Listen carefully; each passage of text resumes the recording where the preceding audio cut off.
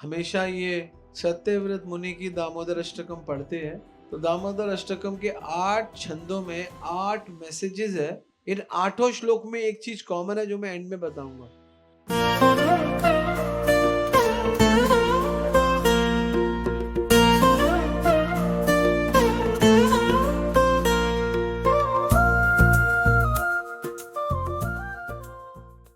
आज हम दामोदर अष्टकम से कुछ सीक्रेट टीचिंग्स लेंगे।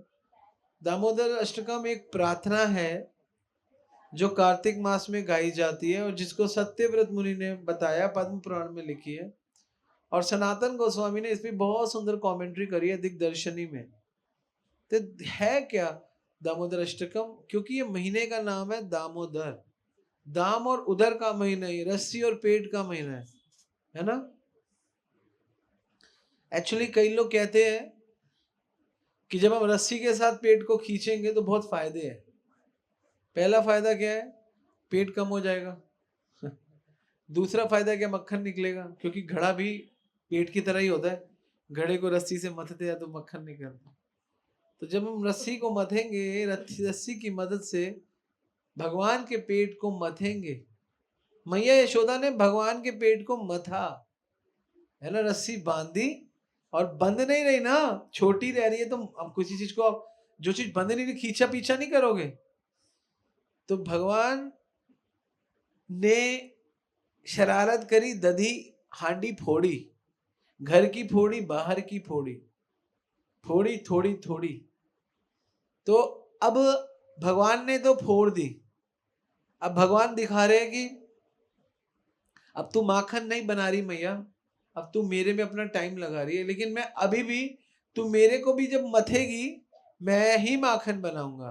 भगवान को मथने से प्रेम का माखन बनता है, प्रेम का माखन। मैया यशोदा ने भगवान को मथा एक्चुअली, क्योंकि मैया यशोदा पेट में रस्सी तो बांध रही है ना। तो ना रस्सी बांध रही है, रस्सी छोटी रह रही है, इधर कर रही है रस्सी को, इधर कर रही है, बांध, है ना, खींच रही है, इधर से खींच रही है, उधर से खींच रही है, और भगवान बांध नहीं रहे। तो ये माखन लीला का ही भाग है एक्चुअली, लेकिन ये दिव्य भाग है। ये भी माखन ही बन रहा है, लेकिन इस माखन को समझना पड़ेगा। माखन कैसे बन रहा है? माखन का मतलब होता है मुलायम, तरलता से भरपूर, पूर्ण शक्तिवर्धन, अति खूबसूरत, अति सुंदर, अति आकर्षक, अति स्वादिष्ट, है ना। क्या क्या क्वालिटी बताई? कौन बताएगा माखन की? अति स्वादिष्ट, अति सुंदर, अति आकर्षण, अति मुलायम, अति तरल। अब ये सारी क्वालिटी भगवान कृष्ण में है क्या? नहीं है। अति मुलायम, यस। अति सुंदर, यस। और क्या बोला? अति आकर्षण, ऑब्वियसली उनसे तो नाम ही कृष्ण है। और क्या बोला? अति मुलायम, भगवान तो मुलायम है। अति तरल, बिल्कुल तरल, बहते रहते हैं भगवान हृदय में। हाँ, अति स्वादिष्ट। हाँ, कृष्ण से ज्यादा किसी का स्वाद हो सकता है? जिनको एक बार, जिनकी आंखें ने देख लिया, मीरा तो कहती है मुझे और कुछ नहीं देखना। तो अति स्वादिष्ट, अति आकर्षक, अधिक अधिक मुलायम, अति तरल, अति सरल, अति सुंदर, ये सब भगवान कृष्ण है। और ये सारी क्वालिटी आप कभी मेडिटेट करो तो आप देखो कि सारी क्वालिटी मक्खन में है। हाँ, मक्खन दिखने में बहुत खूबसूरत लगता है ना, उसकी डोली। और अगर वो थोड़ा पिघल, हल्का सा वो टाइट से मुलायम हो जाए, हल्का सा तो आप उसमें उंगली मारो, बहुत मुलायम। फिर उसको टेस्ट करो मुलायम को, हाँ, स्वादिष्ट, बहुत तरल। तो दिग्दर्शनी में सनातन गोस्वामी उनकी इन सारे गुणों को प्रकट करते हैं। पद्म पुराण में सत्यव्रत मुनि ये जो 8 वचन दे रहे हैं आपको, 8 प्रार्थनाएं, 8 पाद है उनके, पद है, 8 पद है। तो ये 8 पद है क्या? वास्तव में 8 प्रार्थनाएं हैं, और उन 8 प्रार्थनाओं के पीछे 8 भाव है। उन 8 भाव को हम लेंगे। तो दामोदर अष्टकम एक प्रार्थना है। एक्चुअली प्रार्थना क्या करती है? प्रार्थना क्या करती है? हमारे हृदय को सरल करती है। प्रार्थना क्या करती है? हमारे हृदय के भाव को भगवान तक पहुंचाती है। और प्रार्थना क्या करती है? प्रार्थना क्या करती है? भगवान की करुणा को हमारे तक लेकर आती है। तीन चीजें बताई। क्या तीन चीजें बताई? सबसे पहली चीज, प्रार्थना हमारे हृदय को सरल करती है। और दूसरी चीज, प्रार्थना हमारे हृदय के भाव को भगवान तक पहुंचाती है। और तीसरा, प्रार्थना के माध्यम से भगवान अपनी करुणा हम तक पहुंचाते हैं। याद रखना, प्रार्थना करने के तीन बड़े फायदे। क्या पहला फायदा? प्रार्थना हमको सरल बनाती है। दूसरा प्रार्थना हमारे भाव को भगवान तक ले। देखो, हमारे अंदर कुछ भाव है ना, हम भगवान तक कैसे पहुंचाए? आपको पता नहीं है कि आपकी भक्ति भगवान तक पहुंच रही है नहीं पहुंच रही है, तो आपको चेक करना पड़ेगा। आपको अपने भाव को तरलता के साथ, सरलता के साथ प्रकट करना पड़ेगा। तो ये बहुत जरूरी है। और फिर आता है असली काम जो भगवान करते हैं। जब हम भगवान की प्रार्थना करते हैं बहुत विनम्र भाव से, तो भगवान क्या करते हैं? अपनी करुणा को हमारे अंदर प्रकाशित कर देते हैं। और जब भगवान हम पे करुणा कर देते हैं, उसके बाद हम एलिजिबल हो जाते हैं उस करुणा को रिसीव तो ऑब्वियसली कर ही रहे हैं, उस करुणा को बांटने के। जब तक हम एलिजिबल नहीं है भगवान की करुणा को बांटने के लिए, तब तक हम भगवान की करुणा बांट ही नहीं सकते। यही दिव्यता है दामोदर अष्टकम में, यही दिव्यता है। ये 8 पद जो है, ये 8 पद 8 दिव्य प्रार्थनाएं हैं, दिव्य प्रार्थना। इसलिए हम दामोदर अष्टकम मनाते हैं। और हमारी भक्ति की परंपरा में, भक्ति परंपरा में प्रार्थनाओं का बहुत महत्व है, यहाँ बताते हैं। और हमारी गीत पद्धति, हमारी गायन पद्धति भगवान को आकर्षित करती है। भगवान आकर्षित होते हैं नृत्य से और गायन से, भगवान आकर्षित होते हैं। और दामोदर अष्टकम में कीर्तन में नृत्य और गायन ही होता है ना। भगवान को दीपदान दिखाया जाता है, भगवान का दीपगान, उसके बाद कीर्तन होता है, नृत्य होता है, सब कुछ। तो ये 8 पद है जो हम रोज करते हैं, है ना। नमामीश्वरं सच्चिदानंद रूपम लसत्कुंडलं गोकुले ब्रजमानम यशोदाभियोलोकवलादोगमानम परामृष्टमत्यंत द्रुततगोप्याम। नमामीश्वरम, भगवान को ईश्वर जानते हुए सत्यव्रत मुनि भगवान की प्रार्थना कर रहे हैं। नमामीश्वरम सच्चिदानंद विग्रह, है ना, सच्चिदानंद रूपम। भगवान का रूप है और सच्चित आनंद से बना हुआ है, मतलब एटर्नल है, पूर्ण ज्ञान में है और पूर्ण आनंद में है। रूपम लसत कुंडलम गोकुले ब्रजमानम। और यहाँ पर लिखते हैं कि भगवान का रूप आभूषणों से सजा हुआ है। भागवतम के कौन से स्कंद के, तीसरे स्कंद के दूसरे अध्याय का 12वां श्लोक है, उसमें बताया गया है कि भगवान जब आभूषण पहनते हैं तो आभूषण भी सुंदर लगने लगते हैं। भगवान नहीं, भगवान तो सुंदर है। भगवान जब आभूषण पहनते हैं, आभूषण भी सुंदर लगने लगते हैं। और इसीलिए श्लोक है भूषण भूषणम, नहीं भूषण भूषणांगम, भूषण भूषणांगम, के भूषण भी, भूषण पहनने वाले भगवान पे आके भूषण भी सुंदर लगने लगते हैं। ये भूषण की क्वालिटी है। और कहाँ पे करते हैं सब कुछ भगवान अपने भूषण का दिखाते? गोकुले ब्रजमानम, ठीक है। यशोदाभियोलोकवलादवमानम परामृष्टमत्यंत द्रुतत गोप्या। तो भगवान सुंदर है, भगवान के ऊपर आभूषण अच्छे लगे रहे, भगवान ईश्वर है। और भगवान लसत कुंडलम पहने हुए, लेकिन यहाँ पे बोलते हैं कि यशोदा के डरे, यशोदा के पकड़ने के डर से भाग रहे हैं, है ना। नममीश्वरम सच्चिदानंद रूपम लसत कुंडलम गोकुले ब्रजमानम यशोदा भियो लुकुलादो मानम। यशोदा के डर से भाग रहे हैं उखल के आसपास, है ना। यशोदा भियो लुकुलादो मानम परामृष्ट मत्यंतो द्रुत गोप्या। और यशोदा के डर से भाग रहे हैं, और यशोदा का अति प्रयास होने पर यशोदा ने भगवान को पकड़ लिया।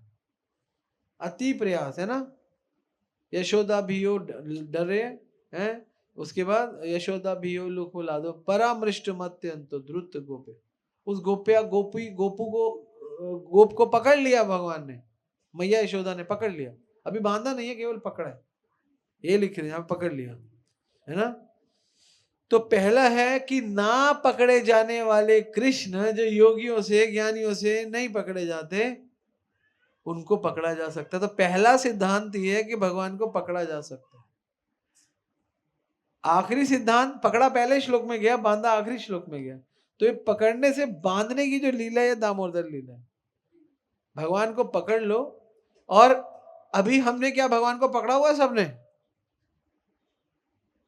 सबने पकड़ा, नाम के रूप में पकड़ा नहीं हुआ। ये माला पहनते हो, गले में, बैग में रखते हो, तो पकड़ा हुआ है आपने भगवान को, लेकिन बांधा हुआ है ये मुझे नहीं पता कि आपने बांधा या नहीं बांधा। हाँ, आपने पकड़ा तो हुआ है भगवान को। तो यशोदा भियो लुक्वलादो मानम परामृष्ट मत्यंतो द्रुत गोप्या। पकड़ लिया भगवान को। तो इस महीने में, दामोदर महीने में, आप भगवान को पकड़ सकते हो। लेकिन पकड़ा कैसे? भगवान से तेज बढ़ के आगे जाके, तो थोड़ा आगे बढ़ना पड़ेगा, थोड़ा आगे रहना पड़ेगा, थोड़ा भक्ति आगे करनी पड़ेगी, तब जाके भगवान पकड़ में आएंगे। अगर आगे नहीं करोगे तो फिर नहीं पकड़ पाओगे, नहीं तो आप थक जाओगे। तो ये सिद्धांत है, ये सिद्धांत को बता रहे हैं। तो ये महीने में आप भगवान को पकड़ सकते हो, बाकी महीनों में भी पकड़ सकते हो, but Damodar mass, Kartik mass is special. जैसे हर चीज स्पेशल होती है ना, जैसे आप जाते हो, आपको सेल लगी है, तो आज इस महीने में भक्ति की सेल लगी है, ये मान के चलो, it's a discounted month, you can buy Krishna in just small cost. That is the secret of this particular month. ये इस महीने का रहस्य है। तो भगवान को पकड़ा, किसने पकड़ा? यशोदा मैया ने। कैसे पकड़ा? भगवान से तेज। अब भगवान को पकड़ा, लेकिन भगवान क्या करे? रुदंत मुहुर नेत्र युग्म व्रजंतम करा भोज युग्मेन सातक नेत्रम मुहुः श्वास कंपात्री रेखक कंठ दामोदरम भक्ति बदम। पहले से सिद्धांत क्या था? भगवान ना पकड़ने वाले कृष्ण को पकड़ा जा सकता है। अब दूसरे से क्या सिद्धांत है कि दूसरे में सिद्धांत है रस्सी से भगवान नहीं बंधते, है ना। किससे बंधते हैं? दोबारा से सुनो इसको। रुदंतम मुहुः नेत्र युग्म व्रजंतम करा भोज युग्मेन सातक नेत्रम मुहुः श्वास कंपा त्रिरेखक कंठ स्थितिर ग्रेव दामोदरम भक्ति बधम। भक्ति बधम, भक्ति बधम, भक्ति से बांध सकते हो भगवान को। तो ये है कि रस्सी से भगवान नहीं बनते, भगवान भक्ति से बनते, है ना। भगवान की भागवतम के तीसरे स्कंद के 28वें अध्याय के 32वें श्लोक में बताया गया है, भगवान की मधुर सी मुस्कान पर ध्यान करने से आंसुओं का समुद्र सूख जाता है। अगर आपके पास बहुत टेंशन हो, तो जब भगवान का ध्यान करोगे तो आपके सारे आंसू खत्म हो जाएंगे। वो जिनका ध्यान करने से आंसू खत्म होते हैं, आज उनके आंसू निकल रहे हैं भगवान के। मैया यशोदा लाठी लेकर आ रही है तो भगवान रो रहे हैं, क्योंकि मैया ने भगवान को बांधना है। तो मुहुः श्वास कंपा, उनकी श्वास में कमी आ गई, कांपने लग गई। उन्होंने अपने आंखों से नेत्रों को साफ कर रहे हैं, है ना। मुहुः श्वास कंपा त्रिरेखक कंठ, गला उनका सूख गया। ये सारी क्वालिटी है। भगवान देखो रस राजा है, भगवान डर के रस का आनंद ले रहे हैं।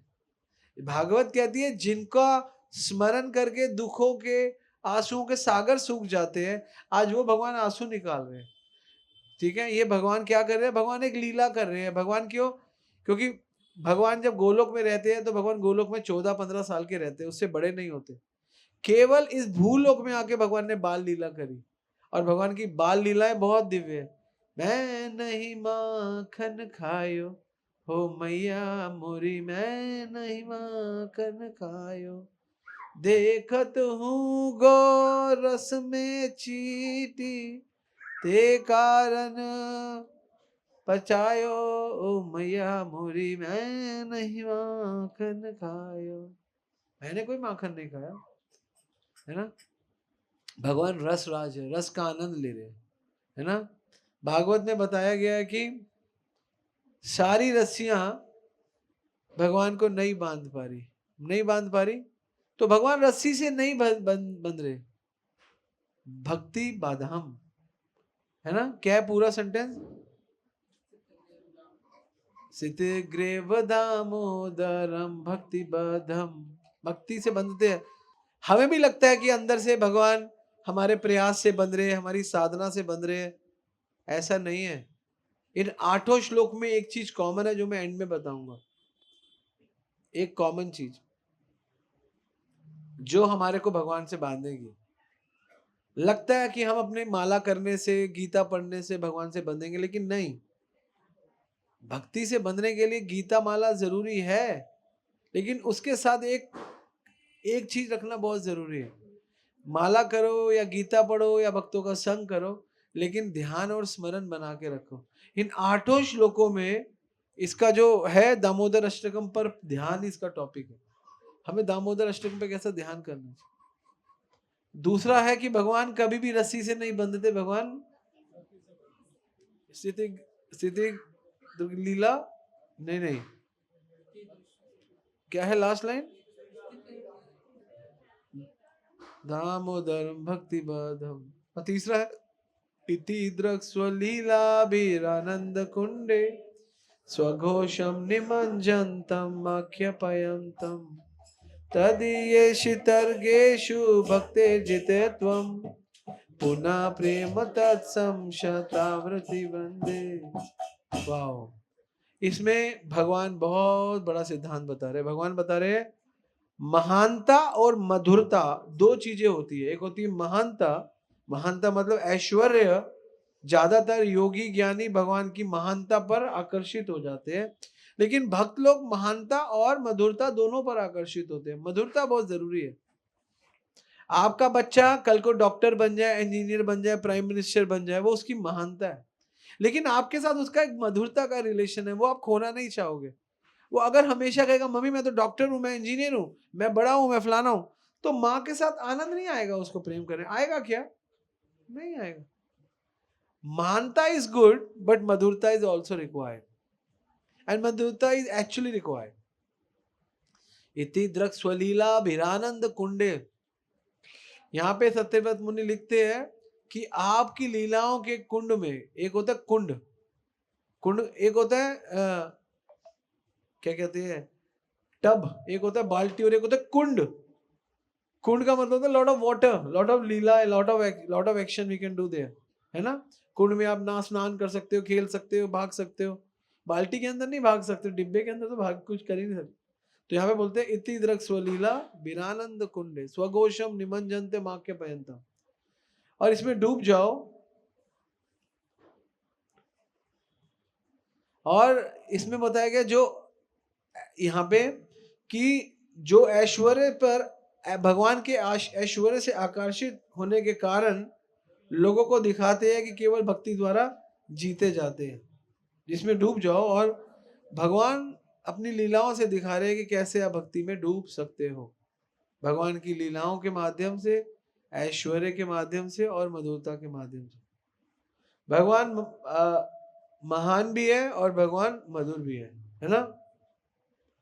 मधुरता का जो ज्ञान है उसका एंड कहाँ पे, नहीं, महानता का जो ज्ञान है उसका एंड कहाँ पे होता है, कौन बताएगा? महानता का ज्ञान आपको मिल गया, महानता के ज्ञान का एंड कहाँ होता है? समर्पण पे। और मधुरता के ज्ञान का एंड कहाँ पे होता है? प्रेम पे। तो आपको प्रेम और समर्पण दोनों होना चाहिए। तो यहां पे बताते हैं महानता का ज्ञान समर्पण पर जाकर पूरा होता है या समर्पण को जन्म देता है, और मधुरता का ज्ञान प्रेम को जन्म देता है। जरूरी है दोनों चीजें, मधुरता भी जरूरी है और महानता भी जरूरी है, बताएंगे। और साधकों को दोनों का ज्ञान होना चाहिए। सत्यव्रत मुनि बताते हैं जिनका प्रेमी स्वभाव है, जिनका, हाँ, और इसकी लास्ट लाइन में क्या बोल रहे हैं, इति द्रक्स्वलीलाभिरानंद कुंडे स्वघोषम निमज्जन्तम आख्यापयन्तम तदीयेषितर्गेषु भक्तेर्जिते त्वं पुनः पुनः पुनः मतलब बार बार, पुनः प्रेम तत्सम शतावृति वृंदे। जिनके पास प्रेम है वो बार बार पुनः पुनः पुनः पुनः आपको क्या करेंगे, प्रणाम करते रहेंगे। तो भगवान को वही व्यक्ति प्रणाम कर सकता है जिसके पास प्रेम है, अनगिनत प्रणाम कर सकता है, और जिनके पास ज्ञान है वो अनगिनत प्रणाम नहीं कर सकता। ठीक है, तो ये बताते हैं। तो इसका मतलब क्या है, तीसरे का क्या मतलब है, मधुरता श्रेष्ठ है महानता से, या मधुरता और महानता दोनों भगवान बताते हैं कि दोनों का क्या क्या। अब चौथे में क्या बताते हैं कि प्रेम में प्रेमी को अन्य कोई इच्छा नहीं रह जाती। वरम देव मोक्षम न मोक्षम वदिम वा न चान्यम वरे हम वरेशदपिहा इदम तेव पूर्णार्थ गोपाल बालम सदा में मनस्या विरास्ता किमन्य वरम देव मोक्षम न मोक्षम अधिवा। सत्यव्रत मुनि कहते हैं कि दुनिया में सबको कुछ ना कुछ चाहिए, मुझे भी चाहिए। मुझे क्या चाहिए, मुझे कोई वर ही नहीं चाहिए, मेरे को चाहिए, मुझे ना कोई वर चाहिए ना कोई मोक्ष चाहिए, मुझे क्या चाहिए, मुझे कुछ नहीं चाहिए आपसे प्रभु, मुझे बस क्या चाहिए, इदम ते पूर्णार्थ गोपाल बालम सदा में मनस्या विरास्ता की मन्य। क्या मांगना चाहिए, वो क्या इच्छा करनी चाहिए वो बताते। हमें कुछ भी नहीं चाहिए, हमें केवल आपका इदम ते वपूर्णार्थ गोपाल बालम, आपका जो बाल गोपाल का रूप है उसका स्मरण चाहिए। वो माखन खाता है, वो गिरिराज उठाता है, वो अपने ग्वाल बालों के साथ खेलता है, वो गोपियों के साथ एक्टिविटी करता है। हमको ये नहीं हमको कुछ नहीं चाहिए, हमको यही यही हमारी संपत्ति है। भक्त की संपत्ति यही है, लिख रहे हैं भक्त की संपत्ति यही है। तो सबसे श्रेष्ठ यही है, यही बता रहे हैं। एक वस्तु चाहते हैं भगवान के ग्वाल बाल रूप पर निरंतर ध्यान, और शुद्ध भक्ति की यही कसौटी है, यही शुद्ध भक्ति कसौटी। तो क्या मांग रहे हैं, क्या मांग रहे हैं कि मेरे को अपना बाल गोपाल रूप देखना है, बस मेरा वहां पे स्मरण बना रहे, स्मरण बना रहे, स्मरण बना रहे।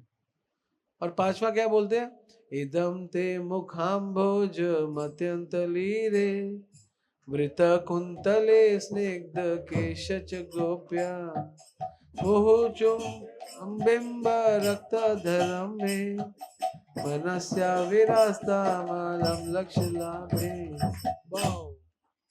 भगवान को बोलते हैं इदम ते मुखाम भोज, आपका मुख, मुख का वर्णन कर रहे हैं। आपका मुख कैसे, कमल पुष्प, कमल का पुष्प कैसा होता है, खिला हुआ, सुंदर, अति सुंदर, है ना।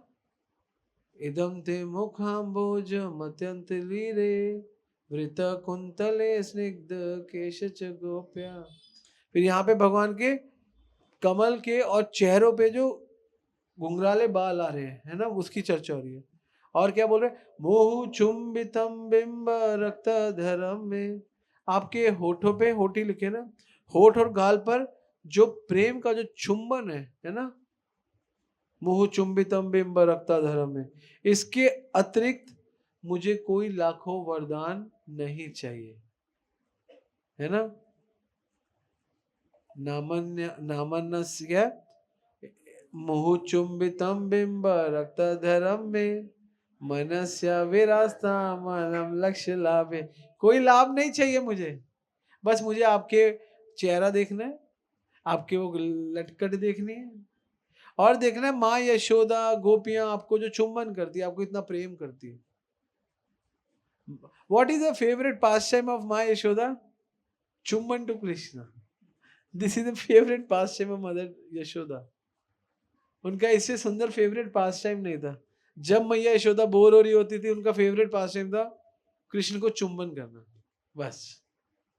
माँ का वात्सल्य बहुत बड़ा था, फेवरेट पास टाइम। तो कई बोलते हैं ऐसे आचार्य कि कृष्ण का मुंह फूला क्यों है, क्योंकि यशोदा मैया बहुत चुंबन करती है उसको। छोटा बालक है, 2 साल का 3 साल का, तो मैया का वात्सल्य है। और भगवान सिर्फ मैया तक सीमित नहीं थे ना, सारी मैया तक सीमित थे। भगवान परेशान हो जाते थे, है ना, परेशान हो जाते थे, परेशान होते थे और बहुत प्रेम भी आता था। तो ये कह रहे कि हमें कोई लक्ष्य नहीं चाहिए, कोई लाभ नहीं चाहिए, केवल मेरो तो गिरधर गोपाल दूसरो न कोई। कितना सुंदर आप इन भाव को, सत्यव्रत मुनि के भाव। फिर और इससे क्या लगता है कि केवल भक्ति पर ध्यान। 5वें का क्या सिद्धांत है?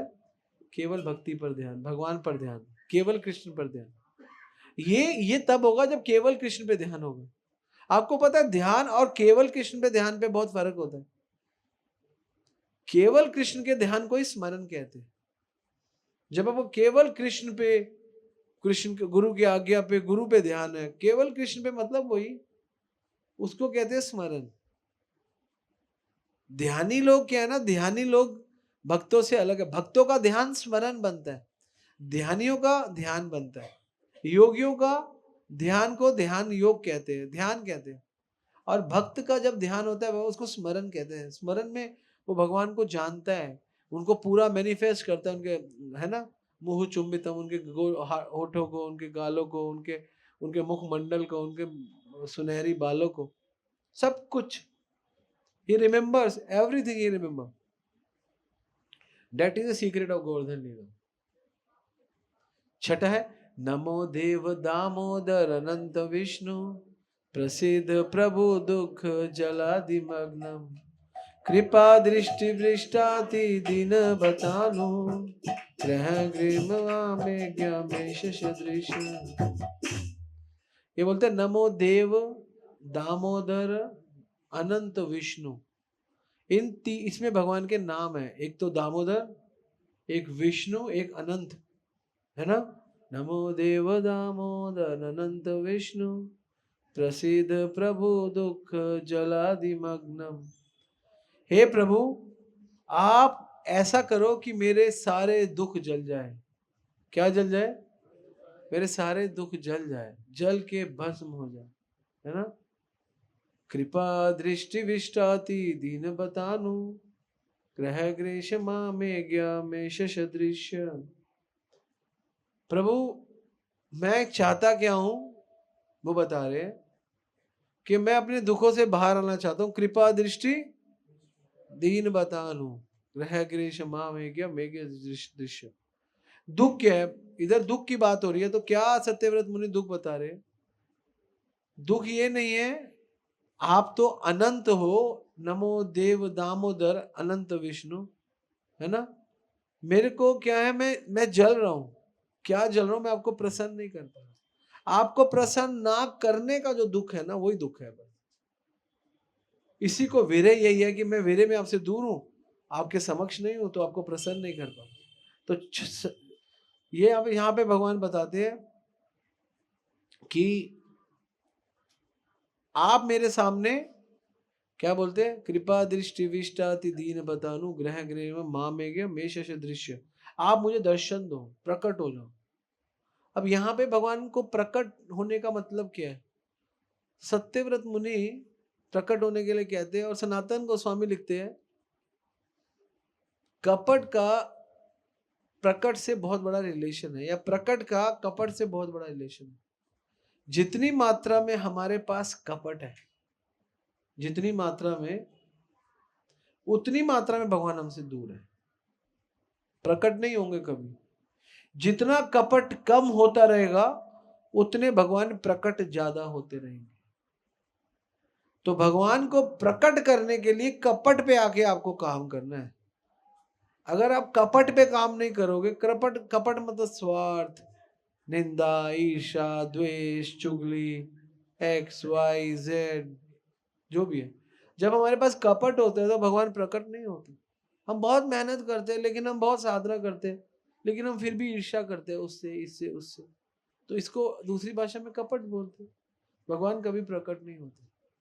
तो इसमें बताया गया कि कृपट और प्रकट और कपट। अब आते हैं सातवें में। सातवां क्या? कुबेरात्मजो बद्य मुत्वे यदत्वा त्वया मोचितो भक्ति भाजो कृतो च तथा प्रेम भक्ति स्वकाम्य प्रयक्ष न मोक्षे गृहो में अस्ति दामोदरे। बंदे होकर भी जो दूसरों को मुक्त करे वो कृष्ण है ना, है ना। कुबेरात्म जो बद्य मुत्वे यदत्व, नल कुबेर और मणिग्रीव, उनको भगवान ने क्या किया, है ना। कुबेर आत्मा, ये कुबेर के पुत्र थे। तो कुबेर आत्मा जो मतलब कुबेर के पुत्र, है ना। कुबेर आत्मा जो यद मुत्वे यदत्व त्वया मोचितो भक्ति भाजो कृतो चो तथा प्रेमा भक्ति स्वकाम्य प्रयक्ष नामोक्षे गृहो में अधीना। हे दामोदर, हे बंदे हुए भगवान, तुमने नल कुबेर और मणिग्रीव को इतना उद्धार कर दिया, है ना। कुबेर आत्म जो बदे मुद्वे त्वया मोचितो भक्ति बाजो कृत, उनको भक्ति दे दी। तथा प्रेमा भक्ति स्वकाम में प्रेक्ष, जो दुनिया को नहीं मिलती ऐसे ही दे दी। और किसने दी? किसने दी? नमो देव दामोदर अनंत विष्णु, यही है ना लास्ट लाइन। आपके दामोदर रूप में भक्ति दे दी फ्री में, without any payment, without any sacrifice, without any devotion. नहीं, डिवोशन है वो मेरे घर में रहे है इतने साल पेड़ बन के, ये डिवोशन है। तो कहते आप तो बड़े कृपालु हो प्रभु, हमको भी दे दो ऐसे भक्ति। यही तो बोल रहे हैं, नल कुबेर पे कर दिया आपने। एकमात्र आग्रह मुझे भी मोक्ष मत देना, मुझे देना हो तो इनका तेरा कल्याण ही करना, मुझ पे कृपा ही करना, ये बोल रहे हैं। मतलब हैरान हो रहे हैं सत्यव्रत मुनि के, जो आपके घर में बंदे, आप बंधे हुए, वो बंधे हुए पुराने कर्मों में, आप भी बंधे हुए अपनी माँ के नए कर्मों में, वो बंधे हुए अपने पुराने कर्मों में, लेकिन आप अपने नए कर्मों में बंधे हुए हो क्योंकि आपका तो बंधन नहीं है। लेकिन आपकी कृपा देखो, आपने उनको प्रेमा भक्ति दे दी। तथा प्रेम भक्ति स्वकाम में प्रेक्ष, मैं हैरान हूं देख के, आपने भक्ति दे दी उनको। जो लोग गलत काम कर रहे हैं, जिन्होंने थोड़ा सा मिस्टेक किया, आपने उन पे इतनी करुणा कर दी। हे प्रभु, आप कितने कृपालु हो, आप कितने दयालु हो, सत्यव्रत मुनि बोले। तो यहाँ पे बंधे हुए भगवान भी किसी को मुक्त कर, सातवां सिद्धांत। अब आठवां सिद्धांत के आठवां सिद्धांत है असीमित भगवान का असीमित आनंद। आठवां सिद्धांत क्या है? कैसे शुरू होगा? नमस्ते सुधाम्ने स्वरूप दीप्त धाम्ने त्वदीयोदरायाथ विश्व सुधाम्ने नमो राधिकाय त्वदीया प्रियाय नमो राधिकाय त्वदीया प्रियाय नमो नंद लीलाय देवाय तुभ्यं। नमस्ते सुधाम्ने, जो भगवान की दैदीप्यमान जो रस्सी है, उनको धन्यवाद कर रहे हैं। यहाँ पे दो प्रकार की रस्सी का गुणगान कर रहे हैं। दो रीजन है रस्सी का गुणगान करने में। एक्चुअली इसमें सत्यव्रत मुनि बताते हैं, भक्त जो है ना, वो केवल भगवान से प्रेम नहीं करता, केवल भगवान की हर वस्तु से प्रेम करता है, चाहे वो वस्तु रस्सी क्यों ना हो, चाहे कोई भी चीज हो। भक्त भगवान की हर चीज से प्रेम करता है, चाहे वो चीज रस्सी ही क्यों ना हो, यही बताया गया। सत्यव्रत मुनि केवल भगवान से प्रेम नहीं कर रहे, भगवान की रस्सी से प्रेम कर रहे हैं। और उस रस्सी को, जो ये दैदीप्यमान रस्सी कहकर, उसको पूर्णता दे रहे हैं। पूर्णता, पूर्णता रस्सी में क्या पूर्णता है? अरे पूरे जगत को भरण पोषण करने वाले, जिनके पेट में पूरे ब्रह्मांड है, कोटि कोटि ब्रह्मांड है, उनको वो रस्सी ने बांध लिया तो भैया वो तो दे दीप्यमान हुई ना, पहला। और दूसरा है ना, नमो राधिकाय त्वदीया प्रियाय, नमो नंत लीलाय देवाय तुभ्यम। यहां पर आकर अब एक ही चीज रह गई है, राधा रानी की कृपा की याचना। सब कुछ हो गया, भगवान पकड़े गए, नल कुबेर मणिग्रीव का उद्धार हो गया, भगवान की सुंदर पर्सनैलिटी का गुणगान हो गया, सत्यव्रत मुनि ने मोक्ष को नीचे कर दिया, भगवान की लीलाओं के कुंड बोल दिया, भगवान को रसराज कह के पुकार दिया क्योंकि भगवान रो रहे हैं, रसराज हो गए। और भगवान ने कृपा दृष्टि, प्रकट और कपट लीला, मतलब कपट और प्रकट सिद्धांत को भी बता दिया। अब फाइनली यहाँ पर आकर राधा रानी की कृपा रह गई है, तो कृपा की याचना कर रहे हैं। अब ये जो कृपा की याचना क्या है कि भगवान को जो 2 उंगली छोटी रहती थी, बार बार रस्सी बांधी जाती थी, मैया यशोदा पूरे गांव की रस्सियां ले भगवान को बांधती जा रही है, भगवान बंधने का नाम नहीं ले रहे, फाइनली 2 उंगली छोटी रह रही है। तो ये 2 उंगलियों का मतलब हमारे आचार्य बताए कृपा और प्रयास। तो जब तक मैया यशोदा प्रयास करती रही, भगवान ने देखा अब सैचुरेशन आ गया, अब इनका स्टैंडर्ड अब तो आउट ऑफ स्टैंडर्ड हो जाएगी मैया, बहुत कृपा हो गई, बहुत प्रयास हो गया, फिर भगवान ने कृपा कर दी। तो भगवान किस भक्त पे कब कृपा करेंगे? जब वो भक्त जितना ज्यादा कर सकता है वो करता रहे। फिर भगवान कहते oh now he has done too much, now the time has come to for kripa. तब भगवान कृपा करते हैं। तो अपना मैक्सिमम दो, है ना, ज्यादा दो और दो, कृपा कृपा कृपा। इसलिए प्रयास प्रयास प्रयास। मैंने कल एक चीज बोली थी, क्या बोला था? भगवान अंतिम परिणाम नहीं देखते, भगवान सच्चा प्रयास देखते। आप ये मत सोचो आपका अंतिम प्रयास आपको विक्ट्री दिलाएगा, नहीं, आपका अंतिम परिणाम आपको विक्ट्री नहीं दिलवाएगा, आपका सच्चा प्रयास आपको विक्ट्री दिलवाएगा। ये सिद्धांत है, यही बड़ा सिद्धांत है, ये हमको समझना चाहिए। इसीलिए भगवान को बांध दिया फाइनली। किसने बांधा? दुनिया की नजर में दिखता है कि यशोदा ने बांधा, लेकिन फाइनली राधा रानी की जो याचना और जो प्रेम है उससे भगवान बंध गए। ऑब्वियसली मैया यशोदा के प्रेम से ही बंधे, इसलिए भगवान को बोला जय राधा दामोदर राधे। क्योंकि थोड़ा सा भी खट्टा अगर हो तो पूरी दूध की शेप बदल देता है, दूध को दही बदल देता है। इसलिए राधा रानी की इतनी एंट्री से ही पूरी की पूरी लीला यशोदा दामोदर से कन्वर्ट इनटू राधा दामोदर। तो सत्यव्रत मुनि राधा रानी की याचना, राधा रानी का क्या कहते हैं, एंट्री को बहुत बड़ा भाग मानते हैं इस लीला का। तो इसलिए हम लोगों को इस महीने में ये दामोदर लीला करनी चाहिए, गानी चाहिए, भगवान को दीपदान करना चाहिए। और भगवान ने बोला पूरा महीना ही मैंने बांधने के लिए तुमको फ्री ऑफ कॉस्ट दे दिया, मुझे बांध दो। बहुत ईजी है, बहुत मुश्किल नहीं है, बस थोड़ा सा एंडेवर करना पड़ेगा, थोड़ा सा प्रयास तो करना पड़ेगा। देखो आप सोचते हैं बिना प्रयास के कुछ होगा, वो तो होता नहीं है, थोड़ा सा प्रयास तो रिक्वायर्ड है, होना भी चाहिए, नहीं होना चाहिए। तो फाइनली भगवान बंध गए, पकड़े गए और बंध गए। पकड़ा किसने? यशोदा ने। बांधा किसने? हाँ यशोदा ने और राधा रानी की याचना ने, और भगवान बंध गए। और जब भगवान बंध गए तो लीला तब से चलने लगी, और भगवान ने अपनी लीलाओं की क्या कहते हैं बैग में एक और सुंदर लीला डाली, जिस लीला का नाम था राधा दामोदर लीला। और ये लीला भक्तों के प्राण है। इस लीला में सारे रस है, वात्सल्य रस, शांत रस, दास्य रस, मधुर रस और साख्य रस, है ना। बंदरों के साथ साख्य रस, नल कुबेर मणिग्रीव के साथ दास्य रस, यशोदा के साथ वात्सल्य रस, राधा के साथ माधुर्य रस, और दही के साथ, हांडी के साथ शांत रस। 5 रस का फुल स्वाद ले सकते हो इस फुल स्वाद वाली लीला में।